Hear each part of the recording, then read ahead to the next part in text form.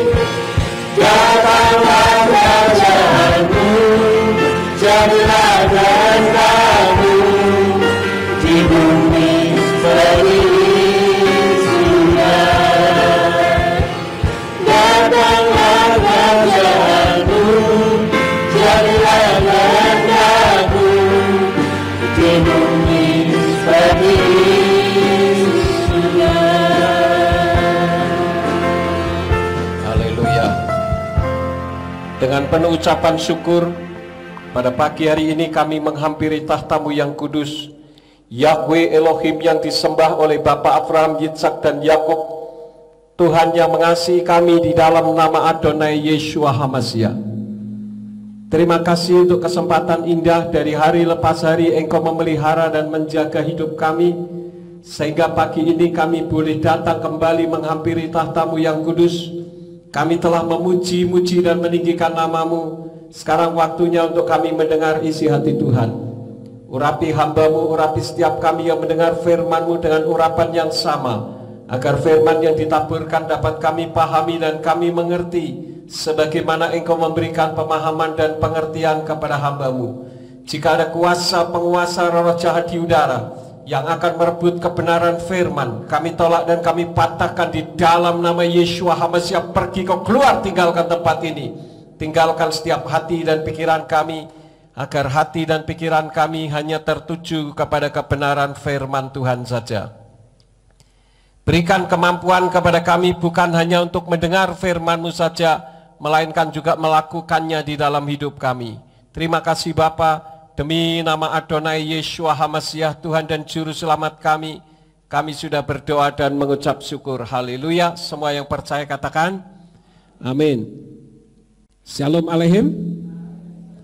Puji Bapak Yahweh, pada pagi hari ini seperti yang kemarin saya sudah sampaikan, saya akan menyampaikan tentang Omnibus Law atau Undang-Undang Cipta Kerja.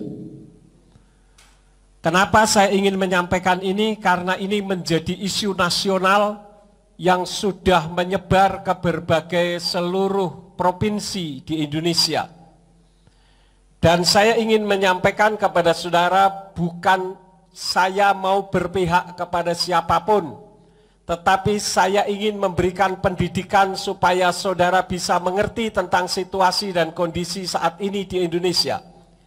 Jadi jangan sampai kita hanya ikut-ikutan tetapi kita tidak tahu. Tadi pagi ketika saya bangun pagi, saya membuka WA, ada teman saya yang dulu sama-sama hidup di Serasi waktu itu, sekarang tinggal di Semarang. Beliau cerita tentang ikut demo Omnibus Law di Semarang.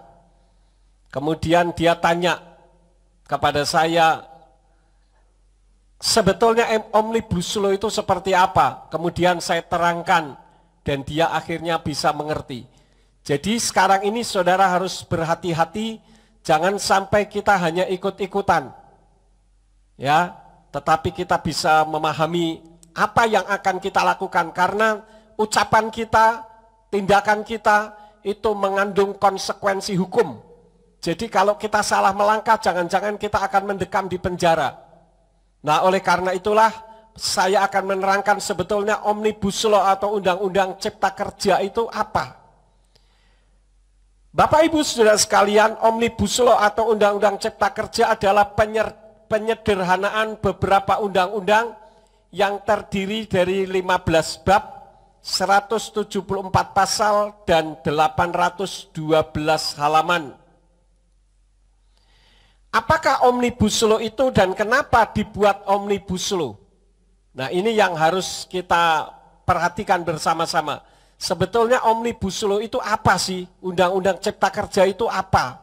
Lalu dibuat itu untuk apa? Nah, kita akan melihat terlebih dahulu video yang pertama. Saya akan membuka banyak video dan gambar supaya saudara bisa memahami sebagai pendidikan di dalam kehidupan kita mengarungi dunia ini sehingga kita tidak salah melangkah. Kita lihat video yang pertama dari Islah Bahrawi. Mari kita bicara tentang Omnibus Law. Ada 76 undang-undang yang diekstraksi menjadi satu undang-undang. Di beberapa negara sudah dilakukan itu. Di Amerika, bahkan di negara-negara Asia Tenggara seperti Thailand dan juga di Vietnam, juga di Filipina. Apakah di sana efektif dilakukan? Tentu saja efektif. Oleh karena itu, mengapa investasi di negara kita belakangan ini terasa sudah mulai sedikit? Banyak sekali investor yang berpindah ke Vietnam. Mengapa? Karena di sana regulasinya jauh lebih ringkas dari kita. Bayangkan 76 undang-undang di sini yang menghambat proses itu. Di negara kita tingkat penganggurannya jauh lebih tinggi, terutama pada masa pandemi ini. Di sini tingkat pengangguran kita hampir 6%. Di Vietnam dalam keadaan yang sangat-sangat menyusahkan rakyat ini, di Vietnam tidak sampai 3%. Mengapa? Karena regulasinya jauh lebih ringkas. Dengan adanya Omnibus Law ini adalah lompatan yang sangat revolusif yang hanya dilakukan pada era Jokowi. Sejak zaman kemerdekaan kita tidak pernah punya keberanian untuk melakukan terobosan, meringkas undang-undang, memangkas jumlah undang-undang yang sangat ribet itu. Omnibus Law itu mengekstraksi dan menyimpelkan berbagai undang-undang yang seharusnya dilalui dari meja ke meja. Nah, kita sekarang hanya satu punya undang-undang itu. Mengapa dunia menolak itu? Mengapa kepentingan negara luar juga menolak itu? Melalui kekuatan-kekuatan di negara kita yang ada di dalam. Kita jangan mau dibodohi oleh kepentingan-kepentingan kapital orang lain. Kita hanya ingin mengundang investor untuk masuk supaya kesempatan kerja menjadi lebih luas. Soal perbedaan-perbedaan pandangan dari teman-teman buruh dan sebagainya, itu tentu saja bisa dinegosiasikan. Semua undang-undang adalah negosiasi, bukan dengan penolakan secara anarki. Ini yang harus kita pahami. Anarki ini adalah enklav lain yang berusaha merusak tatanan negara kita. Kita juga percaya bahwa tenaga kerja di negara kita melakukan protes terhadap Omnibus Law tentu saja menginginkan suatu stabilitas yang sangat-sangat bagus. Bakar-bakaran ini, kerusuhan-kerusuhan ini kita juga tidak percaya dilakukan oleh mahasiswa dan juga tenaga kerja kita. Kita harus punya lompatan jauh ke depan, mempercepat proses kemajuan negara kita. Pemerintahan yang sekarang ini tentu saja 2024 akan berganti. Tapi kalau tidak dimulai hari ini, tidak akan pernah ada orang yang mau memulainya. Karena apa? Karena kekuatan-kekuatan kapital dari luar sejak dulu selalu mendikte kita. SBY 2 periode, tidak berbuat apa-apa. Regulasi ini tetap dibuat carut-marut. Investasi yang ada di negara kita juga tidak berhasil diundang. SBY hanya bisa merawat apa yang ada, tidak pernah mendatangkan sesuatu yang baru. Intinya adalah Omnibus Law adalah upaya pemerintahan kita saat ini untuk lebih memikirkan rakyatnya. Jangan percaya oleh anjuran-anjuran yang hanya ingin memecah belah kita, baik berbasis agama, politik, budaya, atau apapun. Ingat, uang itu tidak ada agamanya. Tanah air ada tempatnya.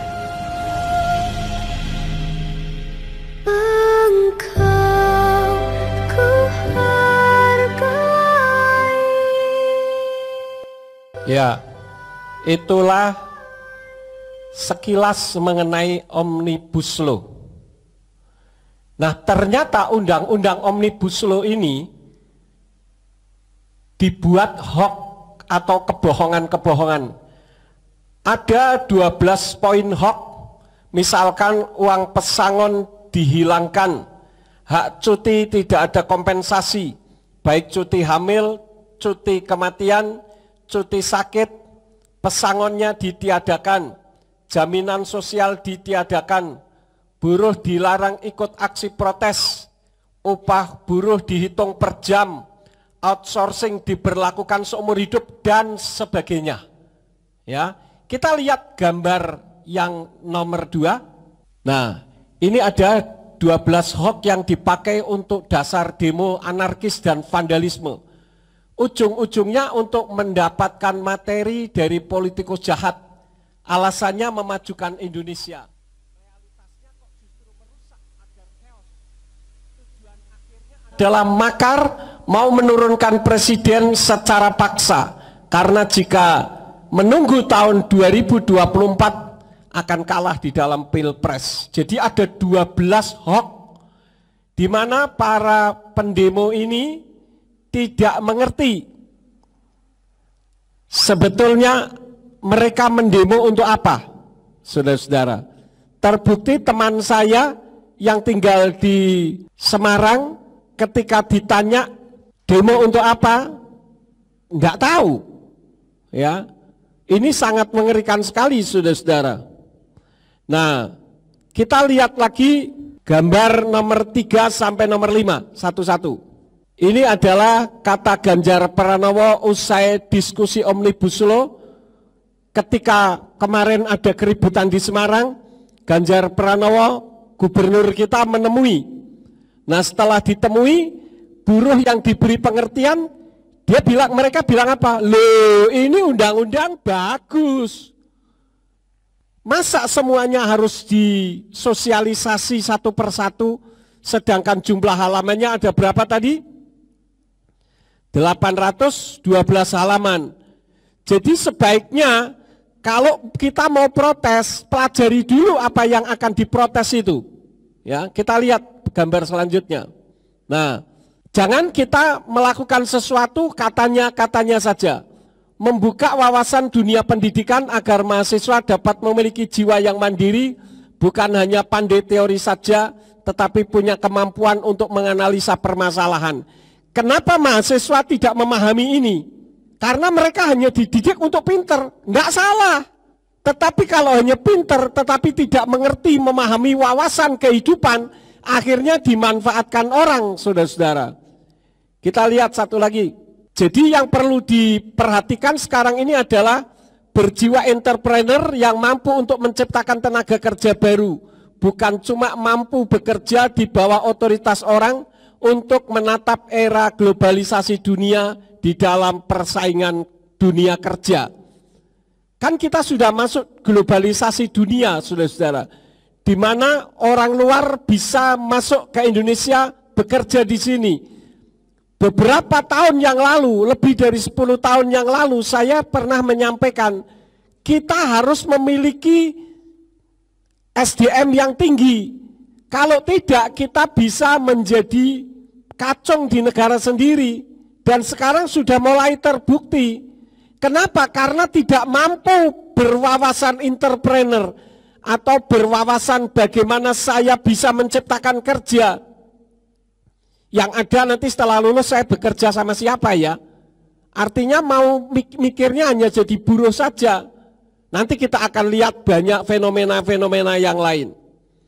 Nah, Bapak Ibu Saudara sekalian, saya akan sedikit memberikan laporan, dasarnya adalah konferensi pers oleh Kadif Humas Polri Irjen Pol Argo Yuwono.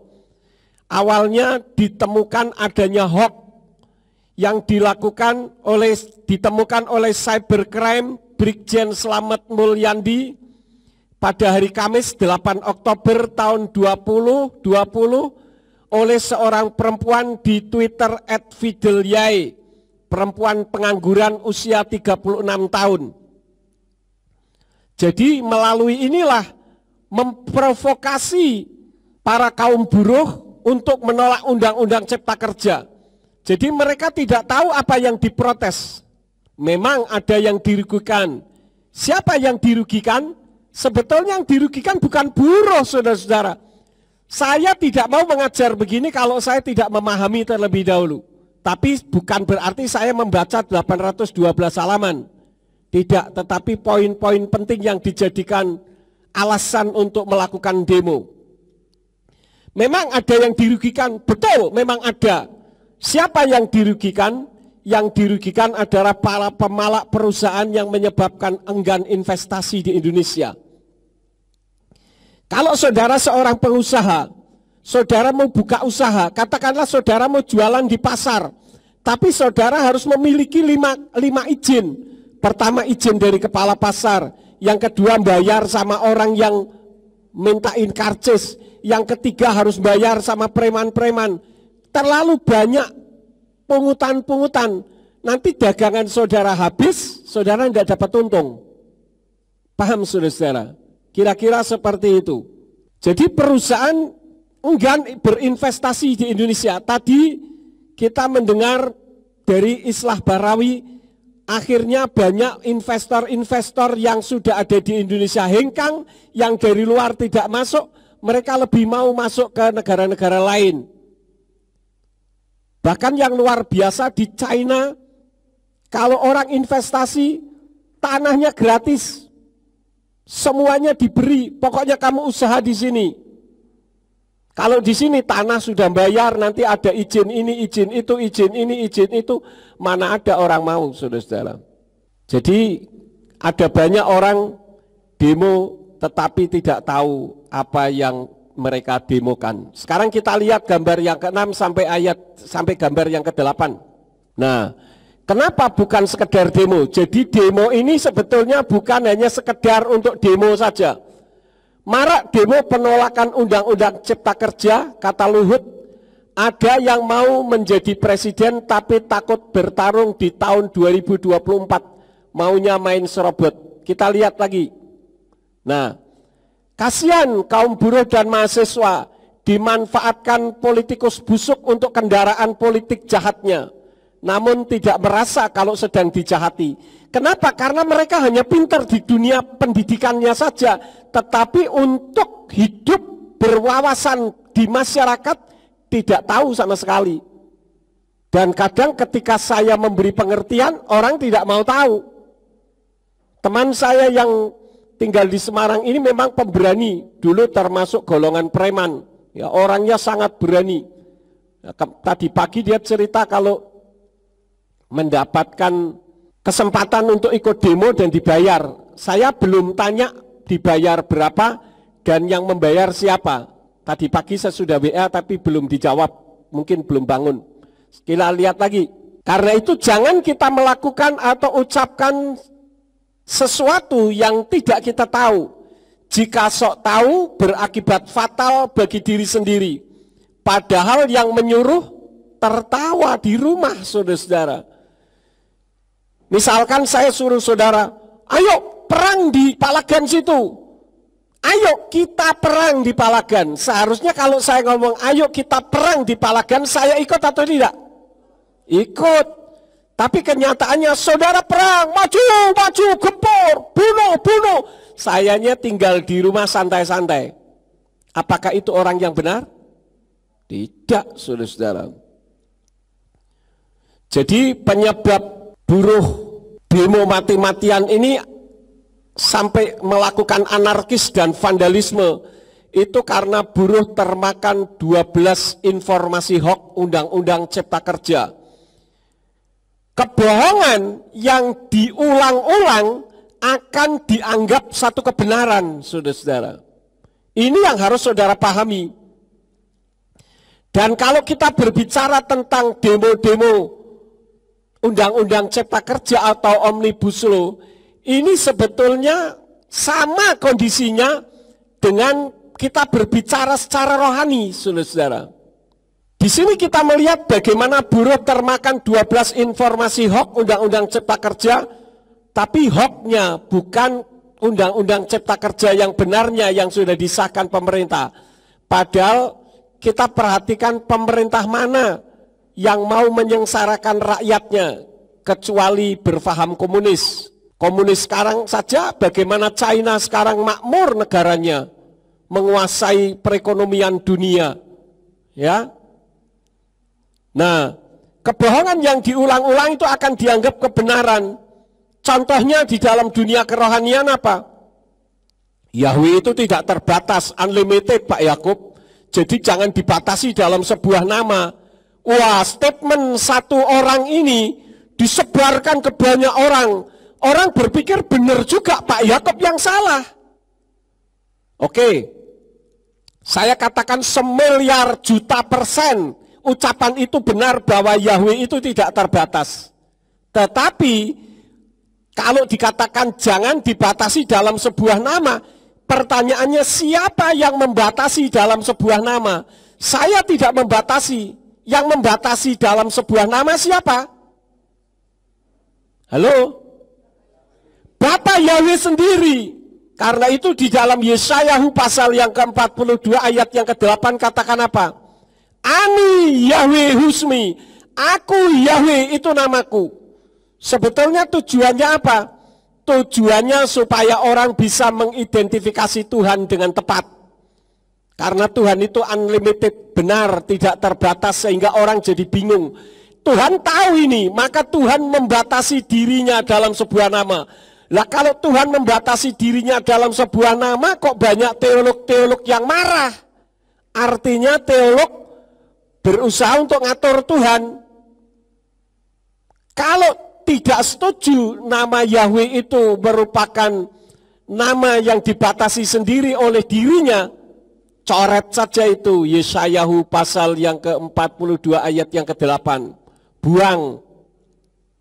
Wong itu yang nulis Yahweh sendiri yang memerintahkan kepada Yeshayahu atau Yesaya untuk menyatakan kepada umat-umatnya bahwa Yahweh itu namanya.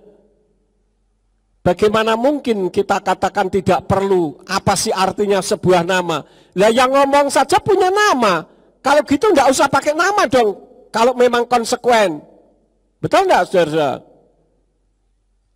Kucing saja punya nama, anjing punya nama, masa Tuhan nggak punya nama? Dan Yahweh punya nama. Bukan karena diberi nama oleh Mose atau Musa, tetapi dia menyatakan dirinya sendiri, membuat nama bagi dirinya sendiri. Itu ada di dalam kitab Yeremiyahu. Kemudian yang berikut kebohongan-kebohongan seperti yang kebohongan 12 hoax yang dilakukan oleh orang-orang yang tidak bertanggung jawab. Yahweh itu kudus, tidak bisa disebut. Benar juga ya, Yahweh itu kudus ya. Tapi kok tidak bisa disebut? Lah kalau begitu berarti Yeshua tidak kudus dong. Dulu kita kenal dengan nama Yesus. Karena Yesus disebut-sebut berarti tidak kudus. Karena disebut. Ini saja sudah terpatahkan. Nah kalau kita menyebut, itu karena Yahweh sendiri yang menghendaki namanya disebut. 1 Tawarikh 16 ayat yang ke-8. Hodu la Yahweh kir'u fesmu hodiu fa'mim alilotai. Bersyukurlah, berserulah kepada Yahweh dan panggillah namanya. Sampaikanlah perbuatannya di antara bangsa-bangsa. Ini Yahweh yang memerintahkan. Ya. Torah itu ibaratnya adalah omnibus law, hukum yang tidak menyengsarakan. Tetapi manusia yang membuat dirinya sendiri jadi sengsara. Ada yang mengatakan, Pak Yakob kok berani-beraninya menyebut Yahweh? Orang Yahudi sendiri itu loh, nggak berani menyebut Yahweh. Kita yang nggak tahu kemakan hoax omongan seperti itu. Bener juga. Berarti Pak Yakob salah. Orang Yahudi tidak menyebut itu karena mereka taat kepada Talmud. Di dalam Berakot Sota 38b, Misnah Sota pasal 7 ayat 6, Misnah Tamid pasal 7 ayat yang kedua. Kalau saudara yang nonton ini ikut-ikutan tidak mau menyebut Yahweh, berarti saudara Yudaisme, pengikut agama Yahudi. Dan saudara termasuk tidak konsekuen. Karena kalau saudara konsekuen, saudara bukan hanya tidak menyebut, saudara menjadi anggota Yudaisme, dan saudara juga harus menolak Yeshua HaMashiach yang selama ini saudara panggil Yesus Kristus sebagai Tuhan dan Juru Selamat. Anggap saja Yesus itu sebagai manusia biasa, ciptaan. Ini artinya tidak konsekuen. Itu hal yang pertama. Yang kedua, tadi dikatakan kenapa sih kok demo sampai anarkis dan vandalisme? Karena mereka yang melakukan ini belum membaca Undang-Undang Cipta Kerja. Kita melihat buktinya. Ya, saya bukan hanya ngomong, tapi buktinya. Kita lihat video yang ke-9. Ya, jadi awalnya tuh emang saya terhasut dengan berita-berita hoax yang ada. Dan dengan ajakan dari teman saya, makanya saya ikut untuk melakukan aksi tersebut. Dan akhirnya saya menyesali akan semua perbuatan tersebut. Dan saya sebenarnya tidak mengerti akan apa itu isi dari undang-undang atau isi dari Omnibus Law tersebut. Berangkat dari mana, Bang? Apa? Berangkat dari mana? Berangkatnya dari daerah Otista, Jakarta Timur. Pas ditangkap itu emang abang lagi ngapain? Melakukan kekerasan kah? Apa seperti apa? Pas proses penangkapan, iya. Ngapain? Itu setelah ngelakuin proses, setelah ngelakuin kekerasan. Bukan pas lagi ngelakuin kekerasan, baru penangkapannya, Kak. Apa yang di merusak sesuatu kah? Iya. Atau memukul orang kah? Atau kalau untuk memukul tidak, Kak. Hanya merusak fasilitas saja. Minibus polisi. Diapain itu? Saya terbalikan, Pak. Oh, itu motifnya sampai harus merusak fasilitas umum itu apa sih Bang, kemudian Abang ngelakuin itu? Ya motifnya sih saya termakan hoak dan termakan dengan omongan teman saya sendiri untuk ikut serta demo dan melakukan kekerasan pada saat demo tersebut. Ada janji nggak imbalan atau? Kalau untuk imbalan, jujur saya tidak mendapatkan imbalan sama sekali. Nggak tahu deh teman saya itu dapat atau tidak. Yang penting intinya saya tidak mendapatkan imbalan tersebut. Tapi ada yang ngejanjiin nggak? Tidak ada. Tidak ada yang menjanjikan imbalan tersebut kepada saya. Terus kenapa ada niat untuk mau ikut? Padahal nggak dijanjiin apa uang pun nggak ada. Ya karena saya terhasut dengan berita hoak dan belum tahu isi dari undang-undang Omnibus Law tersebut secara benar dan jelas, Kak. Ajakan temannya itu dari mana? Mungkin ngomong langsung atau via apa? Telepon atau gimana? Itu dari via WhatsApp. Undangan dari temannya itu. Undangannya kayak gimana tuh kata-kata? Jadi dia minta suruh saya mau minjem motor saya, nyuruh nganterin dia ke sana. Dan akhirnya saya ikutin, takut motor saya diambil sama orang, sama dianya maksudnya gitu. Makanya saya ikut dan ikut serta demo melakukan kekerasan tersebut. Dari awal berarti kan ini sudah punya grup ya Bang ya? Nggak ada grup, Bang. Oh, nggak ada grup. Japri berarti. Ya, Japri. Iya, Japri sama ada undangan-undangan juga sih dari story-story WA, FB, IG, itu ada. Berangkatnya rame-rame atau? Tidak, Sendiri aja? berdua. Berdua sama yang ngajak? Iya. Yang ngajak ketangkep dulu nggak? Tidak, Bang. Enggak. Tidak. Kenapa? Dia melarikan diri. Abang sehari-hari kerja sebagai apa, Bang? Saya sebagai mahasiswa di Akbar Pertiwi Cililitan, Jakarta Timur. Usianya sekarang berapa? 21 tahun. Yang lari itu juga mahasiswa berarti ya Bang? Bukan. Dia sebagai teman Abang itu sebagai apa? Dia udah lulus SMA doang. Tidak melanjutkan kuliah. Iya, pengangguran. Waktu proses penangkapan, Abang didapat proses intimidasi nggak Bang dari petugas aparat kepolisian? Tidak, hanya disuruh menceritakan apa yang dilakukan tadi secara jujur dan benar. Udah, makanya saya menceritakannya secara jujur dan benar. Tidak ada unsur-unsur apa lagi. Ngerti nggak kalau masalah undang-undang itu? Saya tidak ngerti Pak akan inti dari undang-undang tersebut dan tidak paham jelas isi dari undang-undang tersebut. Kalau nggak paham kok bisa percaya terus ikut gitu? Ya karena tergoda dengan ajakan teman sendiri dan ajakan dari hoax tersebut, Bang. Ini demo yang keberapa kali Bang? Ini saya akui ini demo yang pertama saya, Bang. Semester berapa sekarang? Semester 3. Jurusan? Jurusan perhotelan di Akbar Pertiwi. Abang menyesal nggak, Bang? Ya, saya akui saya menyesal dan saya meminta maaf karena saya atau teman-teman saya serta adik-adik saya yang SMK, SMU telah melakukan kerugian yang sangat besar dan sangat merugikan negara sampai harus mengeluarkan duit yang lumayan bahkan sangat besar untuk menggantikan itu semua. Saya meminta maaf. Dan untuk Bapak polisi yang menjadi korban akan kekerasan dari kami dan adik-adik kami minta maaf yang sebesar-besarnya dan minta tolong dibukakan pintu maaf yang sebesar-besarnya. Kalau saudara sebagai pengusaha, saudara punya pegawai yang modelnya seperti itu, kira-kira bagaimana? Senang atau tidak? Jangan-jangan nanti teman-teman saudara cuman disuruh demo melulu, nggak kerja. Ya. Pekerja-pekerja di Amerika saja dinilai oleh pekerja China itu masih belum apa-apa. Pekerja di Amerika itu kerjanya santai. Sementara pekerja di China mereka bekerja dengan luar biasa. Tetapi hasilnya apa? Saudara bisa melihat sekarang bagaimana kehebatan mereka saat ini. Ketika mereka berdemo, wah, sangar luar biasa. Ketika ketangkap, seperti tikus nyalinya. Coba kita lihat video nomor 10 dan 11. Nih, ya saya kirim nih. Pak, jangan Pak. Grup ini nih. Pak, jangan Pak. Lah kamu katanya mau demo ke istana. Kalau rame-rame kok berani. Pak. Giliran ketangkep nangis. Gimana sih? Kamu katanya mau demo ke istana bareng-bareng. Nih saya kirim nih fotonya. Pak, tolong Pak.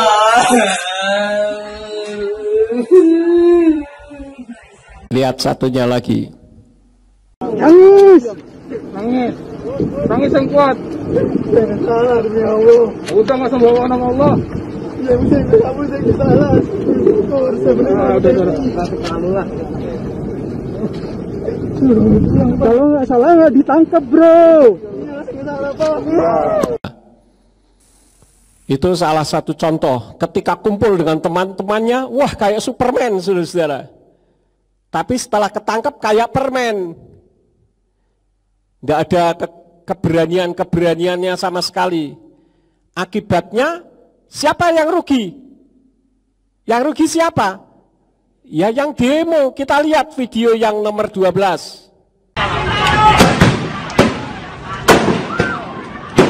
Nah, itu akibat kebodohan tapi merasa jadi pahlawan.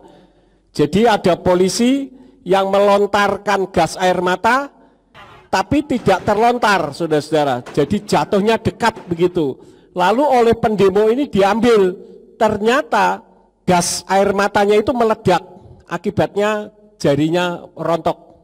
Ya. Ini kan bodoh sekali, saudara-saudara. Ingin menunjukkan saya pahlawan. Pahlawan kesiangan.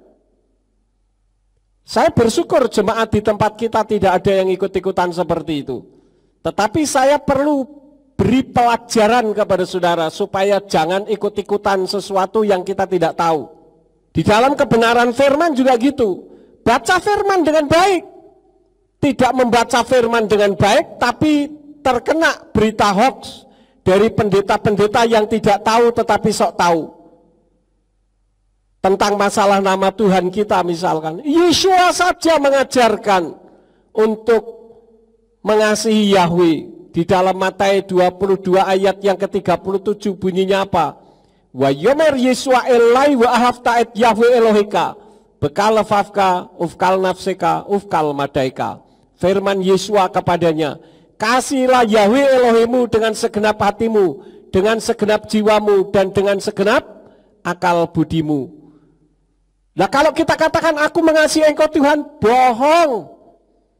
Bagaimana mungkin Anda mengasihi Tuhan menyebut namanya saja tidak sudi dengan berbagai macam alasan.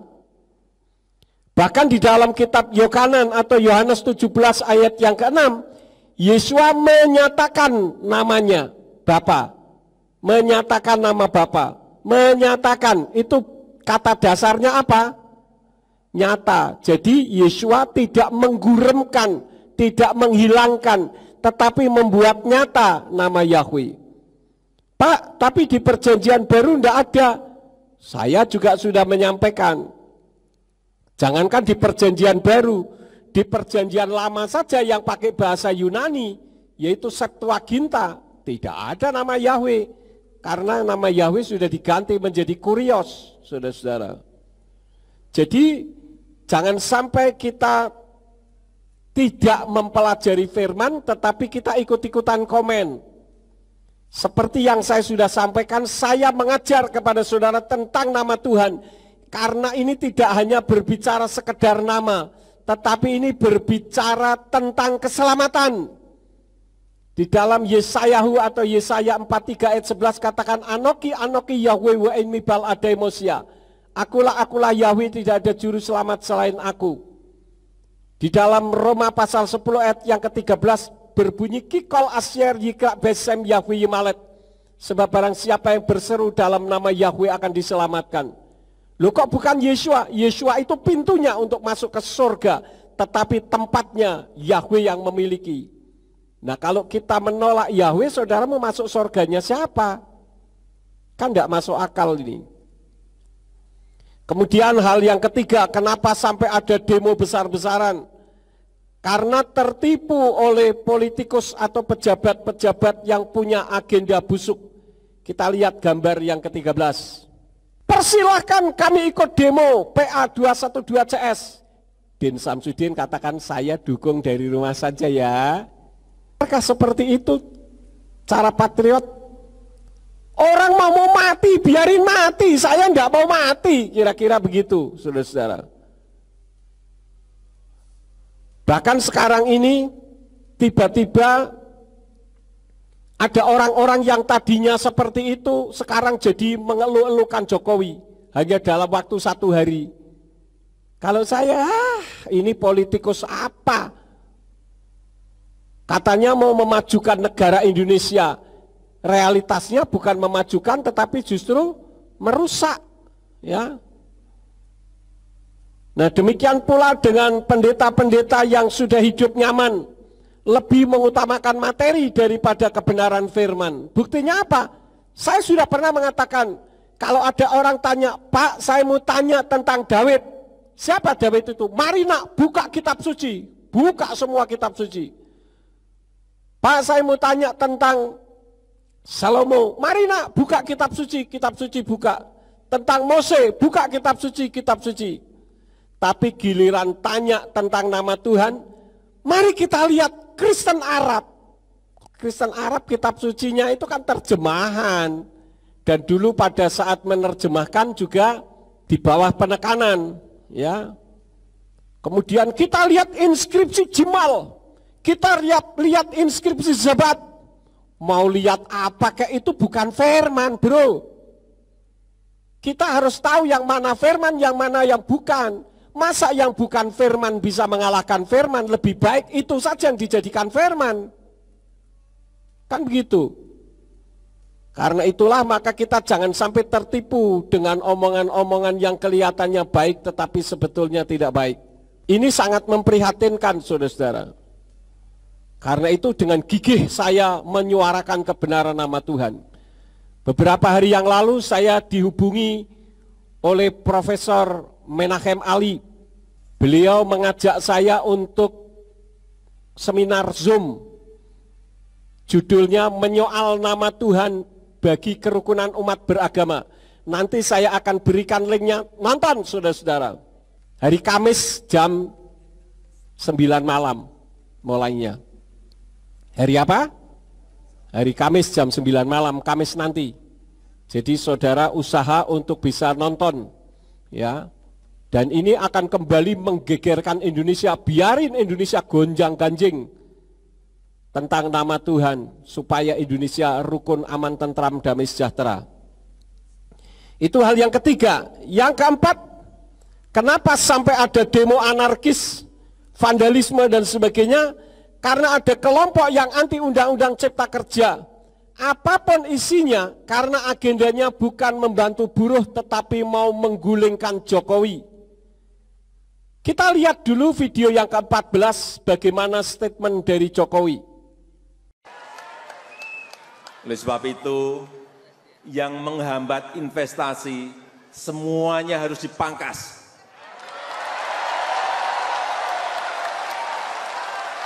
Baik itu perizinan yang lambat, yang berbelit-belit, apalagi yang ada punglinya.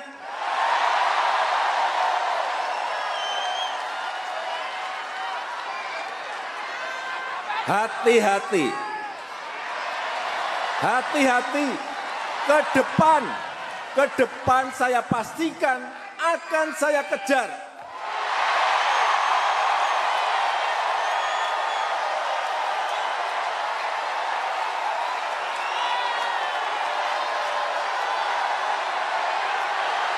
Itu statement Jokowi supaya apa? Banyak investor masuk ke negara kita. Banyak perusahaan-perusahaan asing yang membuka pabriknya di Indonesia. Kalau perusahaan asing membuka pabrik di Indonesia, kira-kira membutuhkan tenaga kerja atau tidak?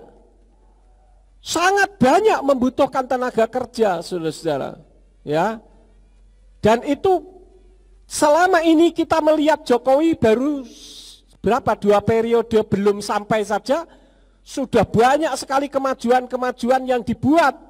Sementara yang sebelum-sebelumnya nggak ada sesuatu yang bisa spektakuler. Sementara pemimpin-pemimpin dunia yang lain juga menghormati Presiden kita Joko Widodo karena hebatnya beliau memimpin negara kita Indonesia. Tetapi anehnya yang di negara sendiri justru nyinyirin beliau, membela mati-matian orang-orang yang notabene di mana saya hidup dulu zaman Orde Baru. Saya ini hidup pada zaman Orde Baru sebagai saksi hidup. Kalau zaman itu orang-orang berani demo model seperti sekarang, habis saudara-saudara. Tidak peduli kamu mau kiai, mau pakai pakaian putih-putih, berondong semua habis.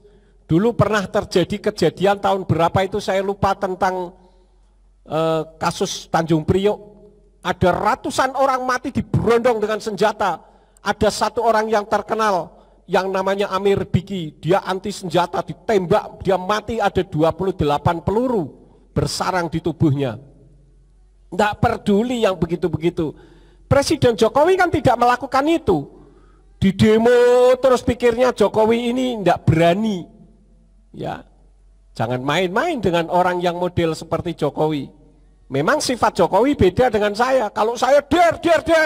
Kalau Jokowi tenang, tetapi membahayakan, saudara-saudara. Karena seorang pemimpin seperti itu. Kita tahu siapa Pak Prabowo. Pak Prabowo saja bisa mengerti bagaimana dasarnya Presiden Jokowi di dalam mengambil keputusan. Kita lihat video yang ke-15. Saya bersaksi bahwa beliau terus berjuang demi kepentingan bangsa, negara, dan rakyat Indonesia. Saya melihat dari dekat cara-cara pengambilan keputusan beliau. Dan selalu yang menjadi dasar pemikiran beliau adalah keselamatan rakyat yang paling miskin dan rakyat yang paling lemah. Ya, kalau selama ini saudara-saudara, yang dipikirkan kan kelompoknya, partainya, yang dipikirkan kan orang-orang tertentu, sehingga tidak berani melibas. Tetapi tidak demikian halnya dengan Joko Widodo. Jadi kenapa sampai ada demo anarkis dan sebagainya itu? Karena adanya kelompok yang anti undang-undang cipta kerja, apapun isinya, karena agendanya bukan itu hanya tunggangan saja.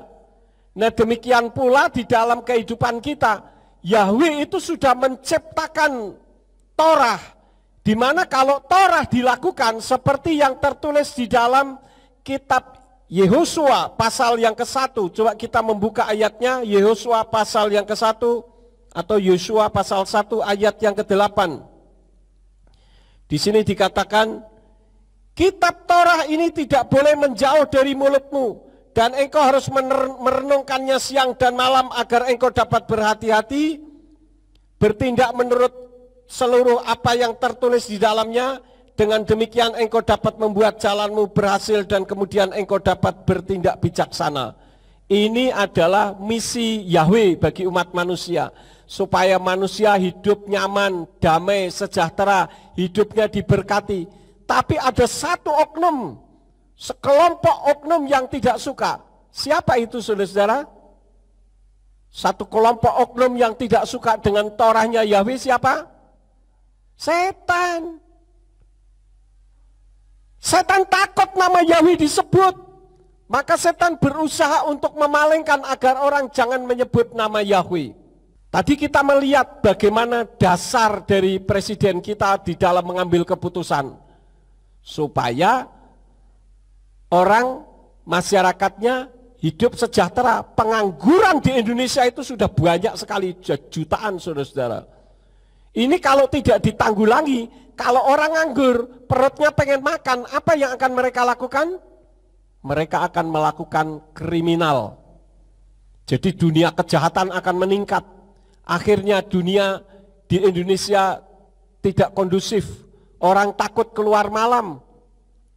Sekarang saja banyak perampokan-perampokan, apalagi kalau ini dibiarkan dan Presiden Jokowi tahu itu, saudara-saudara. Memang kalau mereka mengajarkan sesuatu nampaknya benar, tetapi sebetulnya memutar balikkan fakta. Yang kelima ya, yang kelima. Kenapa ada demo dan ada anarkis dan vandalisme?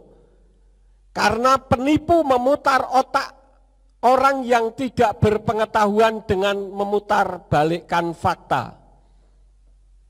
Mereka ngomong apa? Dengan adanya undang-undang cipta kerja, membuat orang Indonesia jadi kacung di negeri sendiri. Nah ini kalau dimakan mentah-mentah, bener juga. Kenapa? Karena yang masuk pabrik dari luar kan? Pabrik dari luar. Berarti saudara kan kerja sama pabrik itu. Bosnya kan yang punya pabrik. Berarti saudara kerja menjadi kacungnya yang punya pabrik itu. Betul kan? Iya betul, bener juga ini. Ya, itu memang benar. Kalau memang kita tidak punya kemampuan. Tapi kalau kita punya kemampuan, bukan seperti itu. Presiden Jokowi membuat undang-undang cipta kerja itu ini hanya sebagai pendahuluan.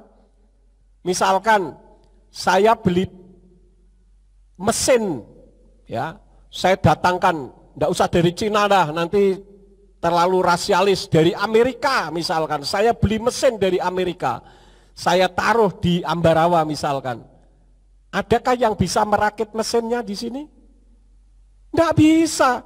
Oh, kadang kita merakit lemari yang knockdown saja kalau salah-salah terus, betul enggak? Siapa yang bisa merakit mesin yang saya beli dari Amerika itu? Tentu orang Amerika. Nah itu yang kita undang untuk merakit. Nah setelah itu, kemudian kita pelajari sistemnya, bagaimana cara kerjanya.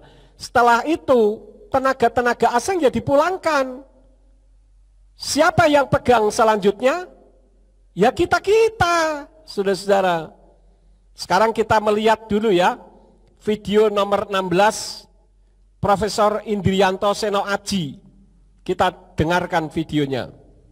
Ada 3 catatan yang menjadi perhatian saya. Satu ya, mengenai polemik dari legitimasi rancangan undang-undang cipta kerja itu. 1. 2, mengenai demo yang anarkis dan vandalisme itu. 3, bagaimana eksistensi negara terhadap dampak dari demo yang anarkis itu. Pertama, mengenai rancangan undang-undang cipta kerja ini, polemik pro kontra menurut saya sih sesuatu yang wajar saja dalam alam demokrasi ini. Tapi yang harus menjadi perhatian adalah keberatan terhadap legitimasi rancangan undang-undang cipta kerja ini. Negara sudah memberikan sarana hukum untuk menyelesaikan permasalahan ini. Yaitu apa? Sebagai prinsip dari rule of law, negara sudah memberikan upaya keberatan itu melalui jalur uji materil di Mahkamah Konstitusi. Itulah jalur yang paling dibenarkan, paling memiliki legitimasi yang tidak bisa diperdebatkan lagi. Tapi kalau mempergunakan cara lain dengan alasan demo dan kebebasan berpendapat merupakan jaminan konstitusional, memang itu dibenarkan. Hanya satu yang harus menjadi perhatian, demo dan kebebasan berpendapat itu tidak pernah absolut dan harus dilakukan secara tertib hukum. Itu yang terpenting. Yang kedua yang menjadi atensi saya adalah ternyata demo pada tanggal 8 Oktober itu dilakukan yang menurut saya telah menyimpangi bahkan mencederai sistem demokrasi yang memberikan kebebasan tersebut. Demo itu berdampak terhadap pola modus yang anarkis, vandalisme, mengganggu ketertiban umum bahkan kepentingan umum, merusak fasilitas umum, dan ini jelas-jelas sebagai pelanggaran hukum yang harus diselesaikan oleh negara. Dalam hal ini Polri melakukan proses-proses hukum, itu silakan, tidak saja terhadap pelaku lapangan, tapi siapapun yang terbukti sebagai aktor intelektual, apakah itu polanya melalui penyebaran hoax yang dilakukan secara viral terhadap penciptaan pemalsuan rancangan undang-undang dari Cipta Kerja ini, diproses secara tuntas. Jadi tidak ada perbedaan-perbedaan, diskriminasi itu singkirkan. Equal before the law diterapkan untuk siapapun yang melakukan pelanggaran terhadap dampak dari demo yang anarkis dan vandalisme itu. Ketiga, yang menjadi atensi saya adalah kehadiran negara yang tadi sudah melakukan proses hukum, dan dalam proses menghadapi demo, kehadiran negara dalam hal ini Polri sangat diperlukan apabila demo bertindak secara anarkis, secara vandalisme, yaitu adanya ketegasan, tindakan yang tegas, tindakan yang terukur, bahkan kalau perlu tindakannya keras untuk melindungi kepentingan yang lebih luas, yaitu kepentingan umum dan ketertiban umum yang ada di negara ini. Ya. Sepanjang tindakan dari Polri adalah sesuai dengan prinsip-prinsip dari hukum, yaitu azas proporsionalitas dan subsidiaritas, itu dibenarkan. Tindakan yang tegas, terukur, dan keras itu dibenarkan. Ya, jadi tidak perlu ada kekhawatiran dari negara, dalam hal ini Polri, dalam menghadapi demo-demo yang sudah sangat anarkis dan vandalisme seperti itu. Prinsip dari asas proporsionalitas dan subsidiaritas dalam bertindak secara terukur, bertindak secara tegas, dan bertindak secara keras untuk melindungi kepentingan yang lebih luas. Demikian atensi saya, 3 atensi itu yang mungkin bisa menjadi perhatian dari negara dan juga para pendemo untuk menghindari perbuatan-perbuatan yang anarkis seperti itu. Terima kasih. Assalamualaikum warahmatullahi wabarakatuh. Ini adalah pendapat orang-orang yang pinter, titelnya juga profesor, saudara ya. Kita lihat bagaimana orang-orang yang masih punya akal sehat. Risma hari ini misalkan di Surabaya ngamuk-ngamuk setengah mati karena kotanya dirusak orang dari luar. Pak Ganjar Pranowo juga marah-marah, kemudian dia menemui para pendemo. Lah kok ada pemimpin sebuah otoritas, enggak apa-apa, rusak, enggak masalah, nanti kita bangun, jumlahnya sekian miliar. Ini otak kampret, saudara-saudara, otak kebalik. Masa fasilitas negara dirusak seneng? Ini aduh, saya enggak habis pikir orang model seperti ini bisa jadi pemimpin. Saya tidak berpihak, saya ngajari saudara supaya saudara bisa berpikir dengan akal sehat. Coba kita lihat video lagi, video yang ke-17, opini dari Rudy S. Kamri. Kita dengarkan bersama-sama.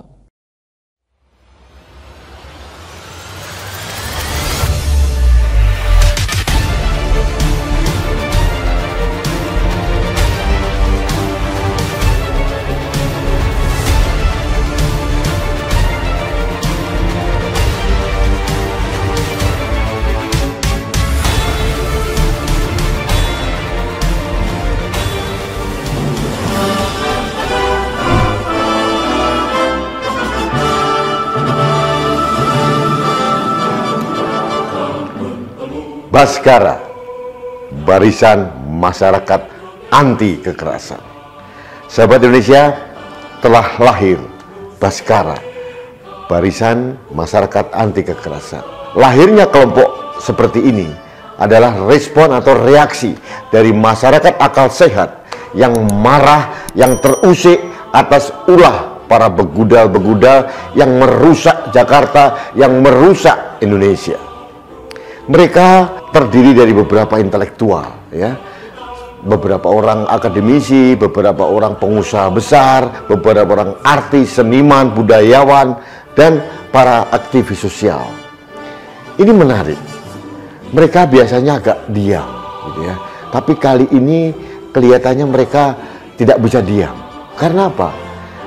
Ada akal sehat mereka yang tidak masuk. Bagaimana mungkin kelompok-kelompok agama yang tidak ada hubungannya dengan Undang-Undang Cipta Kerja tiba-tiba dia menggerakkan massa untuk terjun ke jalanan di Jakarta. Dan lucu, isu yang diusung oleh para kelompok-kelompok ini yang bermantel agama ini adalah komunisme, Jokowi berpihak ke asing dan asing, lengserkan Jokowi. Ini nggak relevan, ya, sangat tidak relevan. Akal sehat kita diperkosa, termasuk kelompok-kelompok yang mengatasnamakan Baskara ini. Ini angin segar, ya, bagi masyarakat Indonesia, bahwa ada inisiatif dari kelompok masyarakat sipil yang mulai bergerak. Ini kelas menengah yang bergerak, dan biasanya mereka kuat, ya, secara ekonomi mereka kuat, secara pemikiran mereka juga dahsyat, gitu. Saya sangat mendukung hadirnya Baskara, mungkin juga kelompok-kelompok yang lain. Ini harus tidak bisa kita diamkan, ya. Kelompok demo yang katanya minta 1 minggu, gitu ya, ini nggak mungkin tanpa ada dukungan logistik dari pengusaha besar atau pemilik modal yang besar. Bandar demo ini pasti ada. Sudah banyak bertebaran di media massa, kelompok ini, kelompok ini, kelompok jalan ini, kelompok ini menjadi bandar demo. Tapi saya tidak tahu kenapa aparat keamanan tidak langsung menangkap. Mungkin bukti yuridisnya belum komplit, gitu ya. Tapi saya sangat percaya bahwa ini adalah strategi dari Badan Intelijen untuk mengurai, ya, mengurai permasalahan ke publik biar mereka agak kepanasan, gitu. Saya percaya intelijen kita bukan main-main. Aparat kita juga tidak akan melempem, gitu. Dan kelompok-kelompok ini kelihatannya agak ngeper, gitu. Kenapa? TNI melibatkan marinir dari Jawa Timur, Raiders dari Malang diturunkan, Paskas dari Bandung diterjunkan di Jakarta. Nah, jangan coba-coba mengganggu Pak Jokowi. Kalau Pak Jokowi sudah memerintahkan kepada Panglima TNI, dan TNI dan Polri sudah gerak, habis kalian. Termasuk kita harus menghabisi otak orang-orang seperti kepala daerah yang seolah-olah memfasilitasi kaum perusuh ini. Ada halte dibakar, ada gedung film dibakar. Oh, tidak ada masalah, kami akan memperbaiki. Ini kan edan gini, ya, edan banget ini. Memangnya uang untuk memperbaiki halte itu uang nenek moyang dia, itu uang rakyat, uang pajak. Mengapa dia begitu mudah? Oh, gampang, rusak saja nanti akan saya perbaiki. Nah, gubernur seperti ini, kalau saya jadi Mendagri, oh, saya tendang habis. Cuma saya agak kehilangan kemana Menteri Dalam Negeri saya. Tapi tidak apa-apa, ya. Pemerintah pasti solid. Dan yang penting, masyarakat kelas menengah sudah bergerak melawan. Salah satunya adalah Baskara. Mungkin ada kelompok yang lain, ya. Saya menduga ini hanyalah cikal bakal bergeraknya kaum akal sehat, ya, untuk melawan kezaliman, melawan ketidakadilan, melawan ketidakbarasan. Sahabat Indonesia, Anda sudah pasti seperti saya mendukung kelompok-kelompok yang akan melawan ketidakbarasan ini. Kelompok Baskara harus kita dukung, ya. Mereka akan terjun ke lapangan dan memberikan spanduk yang simpatik, memberikan edukasi dan sebagainya.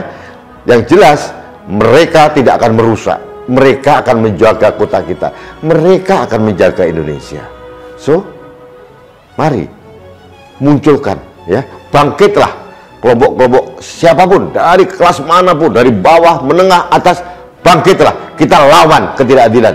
Jangan kita biarkan mereka merajalela merusak ketatanegaraan kita, jangan biarkan mereka merusak Indonesia. Kita harus melawan. Dan saya akan melawan dengan suara saya yang penuh dengan kemarahan. Marah untuk Indonesia, untuk siapa? Untuk anak cucu kita. Jangan sampai Indonesia porak-poranda kita tinggalkan. Ini peran sejarah kita sebagai anak bangsa untuk membela ketidakadilan, untuk membela kewarasan akal sehat kita. Sahabat Indonesia, kita harus percaya pada aparat keamanan. Buktinya, kelompok-kelompok yang membuat hoax, mengacaukan keamanan sudah mulai dipreteli satu persatu. Ini pentolan kami dari Medan sudah ditangkap.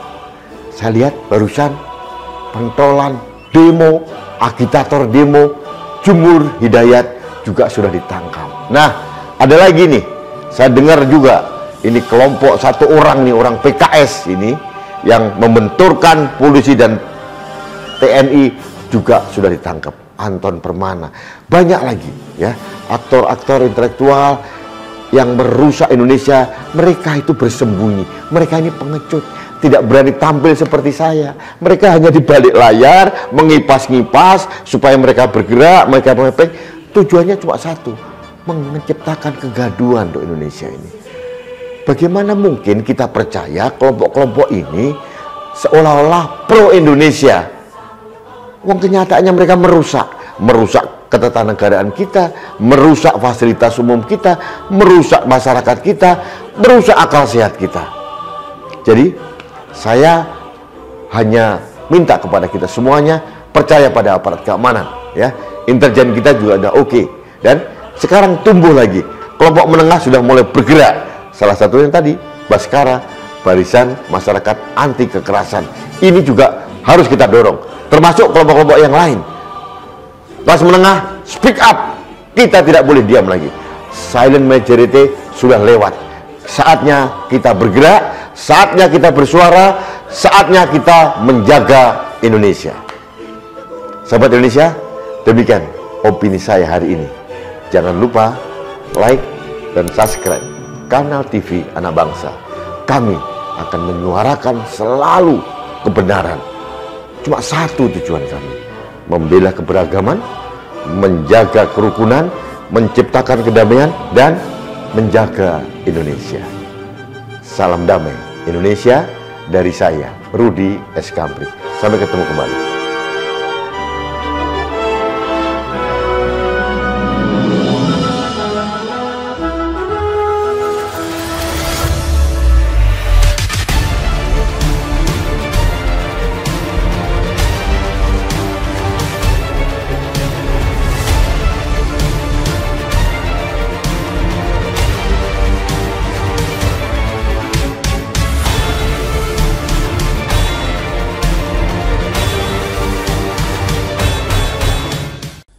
Jadi kalau pagi ini saya mengajarkan hal ini, itu juga merupakan peran gereja terhadap kepedulian negara kita.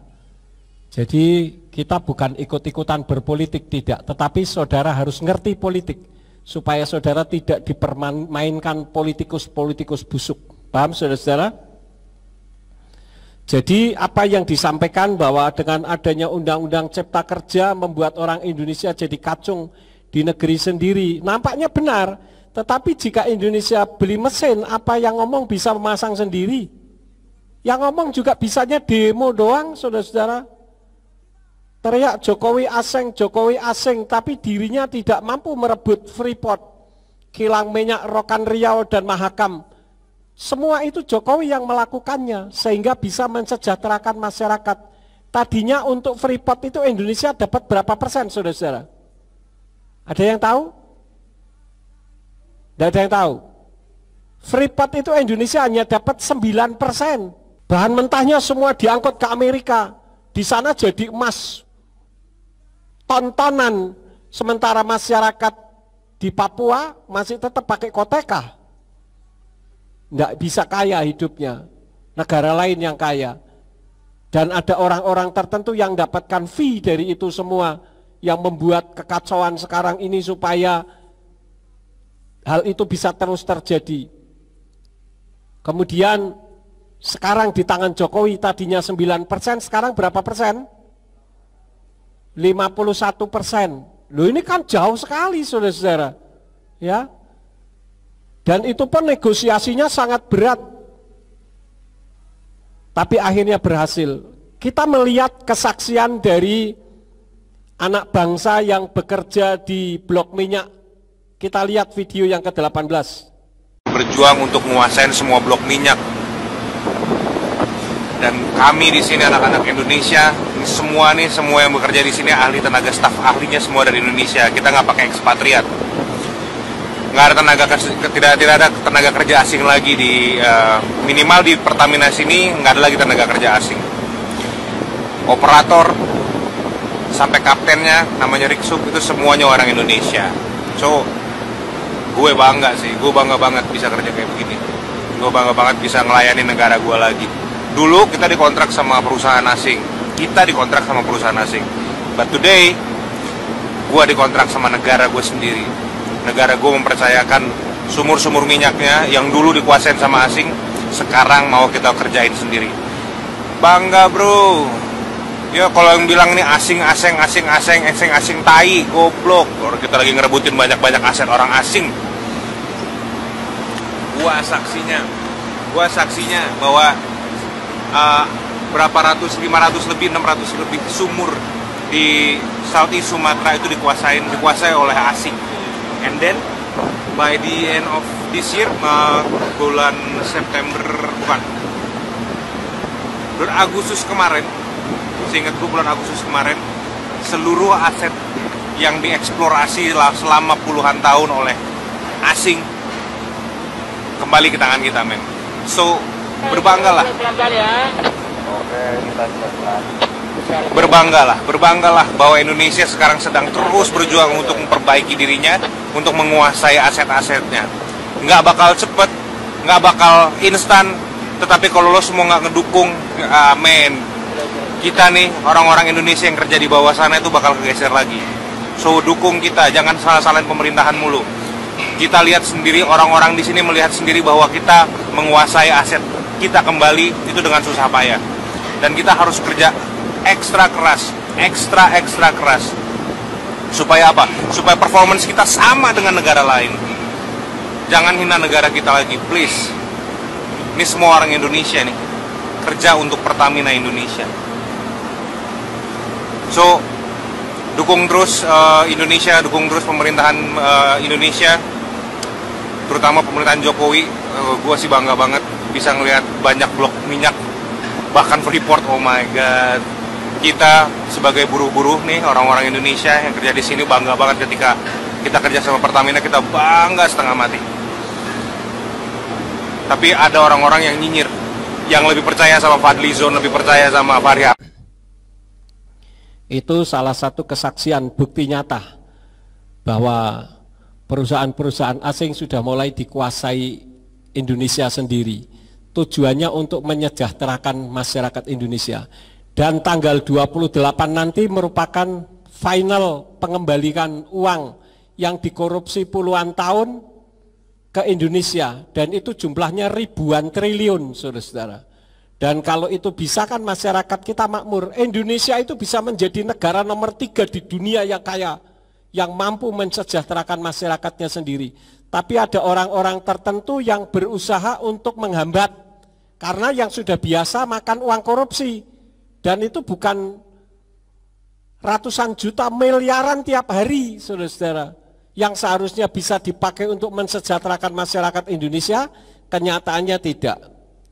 Sekarang kita lihat lagi pengakuan dunia di dalam video nomor 19. Kita lihat. Kembali bersama kami di editorial Media Indonesia. Di ujung telepon kami telah tersambung bersama dengan Direktur Riset KOR Indonesia, Peter Abdullah. Pak Peter, selamat pagi. Selamat pagi, Mas Kevin. Ya, Pak Peter, Undang-Undang Cipta Kerja Omnibus Law Indonesia ini mendapatkan pengakuan dari Bank Dunia. Ini tandanya apa, Pak Peter? ya tanda positif ya, sesuatu yang sangat kita harapkan di tengah pergolakan, penolakan di dalam negeri. Ternyata Undang-Undang Cipta Kerja mendapatkan pengakuan atau acceptance, penerimaan dari luar. Karena memang sebenarnya secara konsepsi, ya, tujuan dari si Undang-Undang Cipta Kerja saya kira sangat baik, ya, karena undang-undang ini ditujukan untuk memperbaiki ease of doing business kita, ya, memperbaiki banyak aspek di dalam investasi kita, mendorong investasi kita, dan itu memang sangat kita butuhkan sesungguhnya, ya. Karena kita membutuhkan sekali investasi agar supaya kita bisa membuka lapangan kerja, memanfaatkan bonus demografi yang kita miliki. Tanpa itu, bonus demografi bisa menjadi sebuah bencana demografi. Jadi Undang-Undang Cipta Kerja ini juga sudah diakui oleh Bank Dunia, sangat baik. Kenapa? Karena nanti akan semakin banyak orang bisa bekerja. Tentu regulasi Bank Dunia juga semakin baik, ya. Kenapa Tiongkok sekarang kalau melakukan sesuatu dengan Indonesia menggunakan yuan atau menggunakan rupiah? Karena tidak perlu harus mengkonvert terlebih dahulu ke dolar Amerika, saudara-saudara. Jadi harga mesin-mesinnya secara otomatis akan lebih murah, jauh lebih murah, ya. Nah, karena itu sebagai video yang terakhir, saya ingatkan tujuan akhir demo vandalisme, supaya saudara jangan termakan oleh isu-isu yang negatif. Kita lihat tujuan akhir video ini.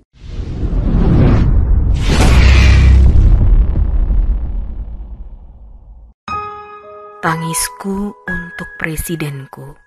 Dia seperti berjalan sendirian di lautan duri Ibu Pertiwi. Dia cabuti satu persatu duri-duri itu dengan wajah memelas. Duh Gusti Pangeran Agung, kuatkan hamba menjalani tanggung jawab ini. Biar saja kaki hamba dilukai, asal jangan bangsa ini. Batinnya berkata, sesaat setelah sumpah jabatan diaminkan Jagat Indonesia Raya tahun 2014 lalu. Benar saja, duri-duri itu dari hari ke hari terus melukai kakinya. Tidak hanya kakinya, tapi juga kaki ibundanya, almarhum ayahnya, istri tercintanya, anak-anaknya, menantunya, juga cucu kesayangannya. Dia terus saja berjalan mencabuti duri-duri yang kian tajam dan berbahaya, sambil sesekali menenangkan istri dan anak-anaknya bahwa tanggung jawab ini adalah sebuah kemuliaan hidup yang harus dinikmati, sakit dan deritanya. Rakyat yang mencintainya bisa melihat air matanya yang menetes di saat beliau meratapi kebakaran hutan di Sumatera dan Kalimantan di awal kepemimpinannya. Tak lama kemudian, ia membuat kebijakan luar biasa untuk mengatasi kebakaran yang setiap tahun melanda dan mengasapi negara tetangga sejak puluhan tahun yang lalu. Dan akhirnya, Sumatera dan Kalimantan bisa memproduksi oksigen kembali setelah berpuluh tahun dilanda krisis oksigen. Namun kemana ucapan terima kasih itu berlabuh?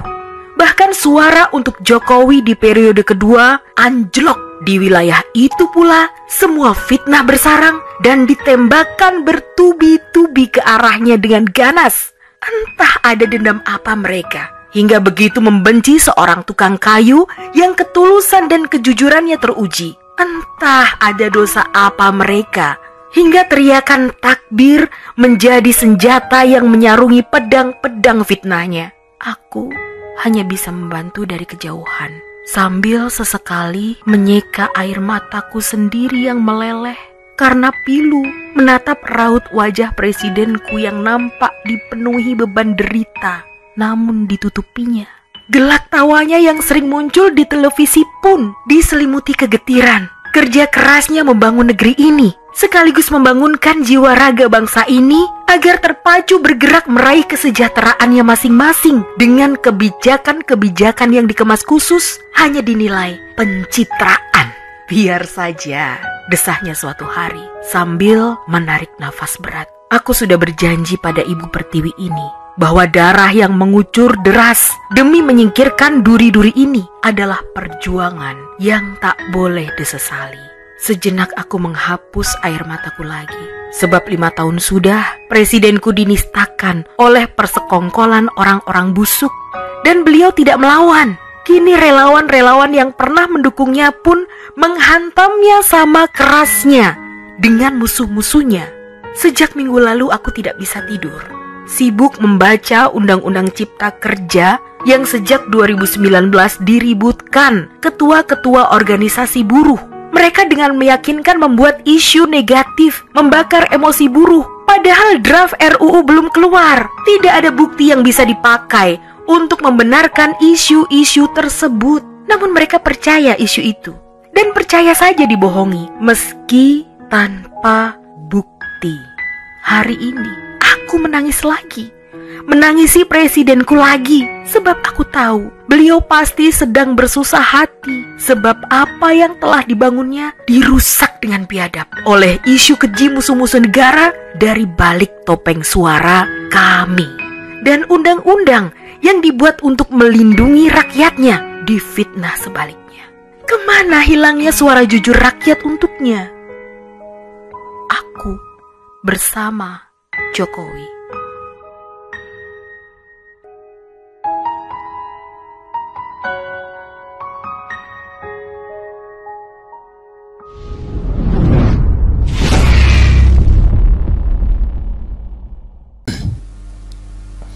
Jadi kita melihat bahwa gerakan kerusuhan Mei 1998 akan kembali diulang, saudara. Cuman untung digagalkan, berhasil digagalkan karena doa-doa kita semuanya. Setiap pagi kita berdoa, kita kirimkan roh perpecahan di antara mereka supaya mereka tidak bersahati. Sekarang sudah tidak bersahati lagi, ya. Tiba-tiba saja sekarang jadi mengunggul-unggulkan Presiden Jokowi, saudara. Baru kemarin dia ngomong macam-macam, sekarang berubah.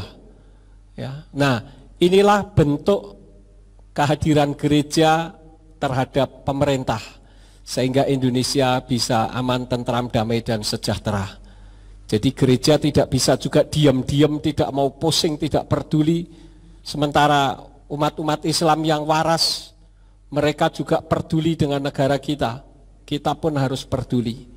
Ini yang saya sampaikan kepada Bapak Ibu Saudara sekalian, kiranya menjadi pengertian, pemahaman baru untuk kita hidup benar bermasyarakat negara kita Indonesia. Amin buat firman Tuhan. Mari kita bangkit berdiri bersama-sama. Kita menaikkan pujian Aku Mengasihi Engkau Yeshua dengan segenap hati. Aku mengasihi Engkau Yeshua. Saya mengundang Pak Ari Saksono untuk maju ke depan dan berdoa bagi kita.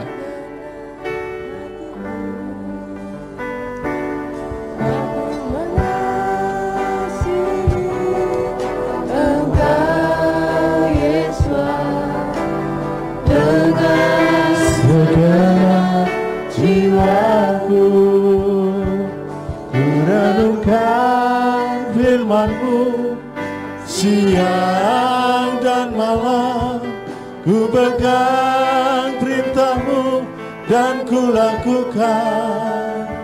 Engkau tahu ya Yahweh, tujuan hidupku hanyalah untuk menyenangkan hati-Mu.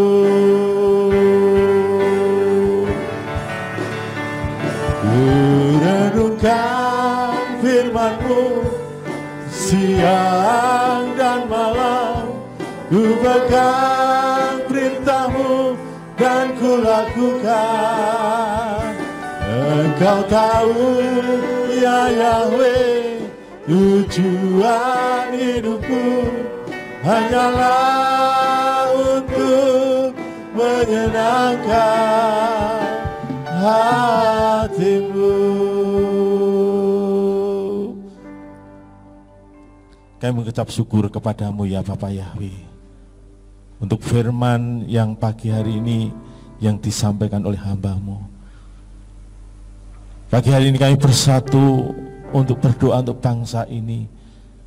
Jadikan bangsa ini menjadi bangsa yang besar, bangsa yang takut kepadamu. Terlebih untuk pemimpin-pemimpin yang ada saat ini, kami berdoa untuk Bapak Jokowi, untuk para menteri yang bekerja keras untuk kemajuan, untuk kesejahteraan masyarakat Indonesia.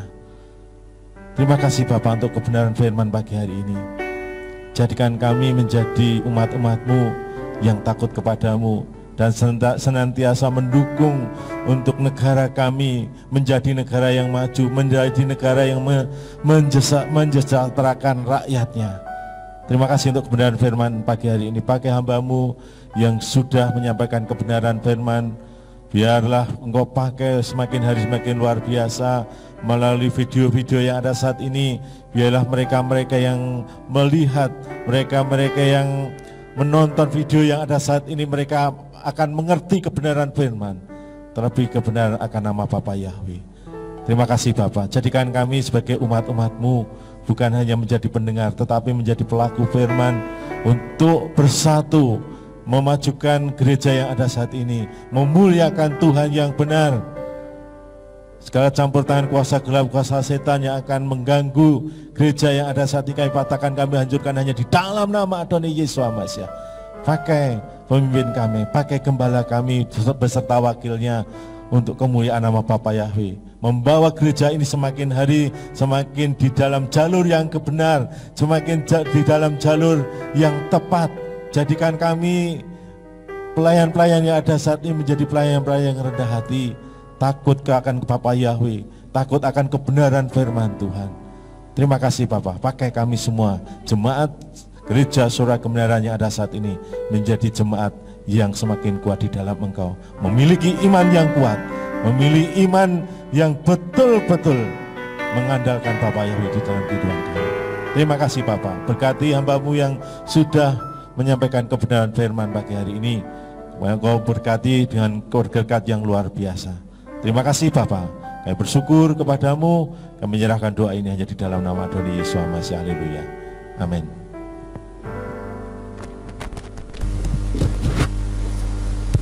Kita akan akhiri ibadah kita pagi ini, Bapak Ibu. Mari kita bangkit berdiri bersama-sama. Dengan penuh ucapan syukur, pagi ini kami menghampiri tahta-Mu yang kudus. Berkati seluruh jemaat yang sudah mendengarkan isi hati Tuhan. Kalau sebentar kami akan pulang, kirim malaikat untuk menjaga, melindungi, tibakan di rumah dengan selamat.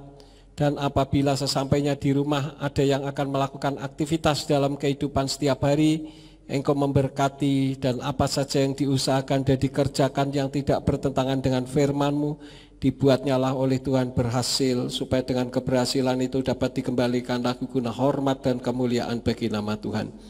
Berkati semua yang sudah ambil bagian di dalam pelayanan hari ini, Engkau pakai mereka semakin hari semakin herang.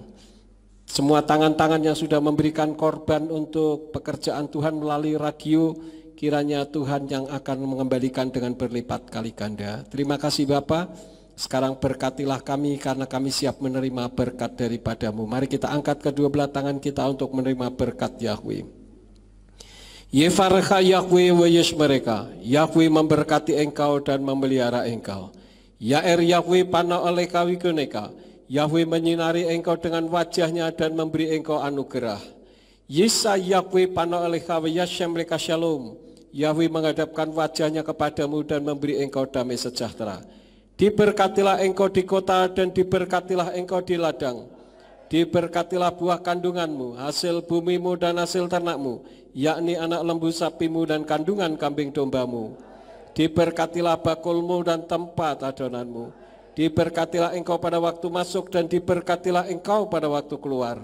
Sekarang pulanglah dan terimalah berkat. Kasih Bapa Yahweh Sang Pencipta, kasih karunia Adonai Yeshua HaMasiah Sang Pembeli jiwa, dan Ruach HaKodes menyertai saudara sekalian sampai Maranatha. Adonai Yeshua HaMasiah datang kembali untuk yang kedua kali dan mengangkat kita semua. Haleluya. Abi Toda.